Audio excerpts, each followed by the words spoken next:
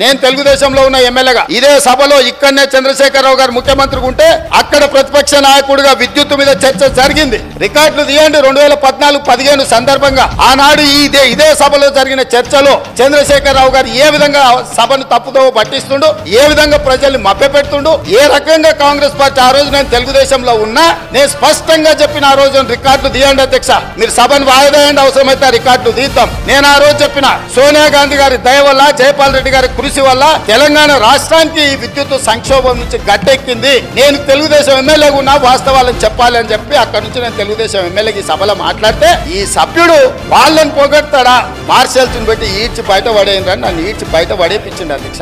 ఈ రోజు మీ ద్వారా తెలంగాణ సమాజానికి ఈ రోజు నేను చెప్పదలుచుకున్న అధ్యక్ష, ఆ రకంగా తెలంగాణ రాష్ట్రాన్ని విద్యుత్ సంక్షోభం నుంచి ఆనాడు జయపాల్ రెడ్డి గారు, సోనియా గాంధీ గారు, మన్మోహన్ సింగ్ గారు కాపాడినరు. ఆ తర్వాత ఉమ్మడి రాష్ట్రంలో తీసుకున్న నిర్ణయాల వల్ల భూపాలపల్లిలో ఉన్న 1200 మెగావాట్లు కానీ ఇతర ప్రాంతాలలో ఆనాడు ఉమ్మడి రాష్ట్రంలో ప్రారంభించిన పవర్ ప్రాజెక్టులు తెలంగాణ రాష్ట్రం వచ్చిన తర్వాత ఉత్పత్తిలోకి వచ్చినాయి. కాబట్టి అడిషనల్ పవర్ మొత్తం మనకు యాడ్ అవ్వడం వల్ల తెలంగాణలో విద్యుత్ సంక్షోభాన్ని నుంచి మనం బయటపడ్డాం అధ్యక్ష. 10 సంవత్సరాలు వీళ్ళ ఏలుబడిలో సోలార్ పవర్ ఓన్లీ 1 మెగావాట్ అధ్యక్ష. సిగ్గు లేకుండా ఇంకా కూడా మేము విద్యుత్తును ఉత్పత్తి చేసామని అబద్ధాలు చెప్పి సభను తప్పుదో పట్టించే ప్రయత్నం చేస్తున్నారు అధ్యక్ష.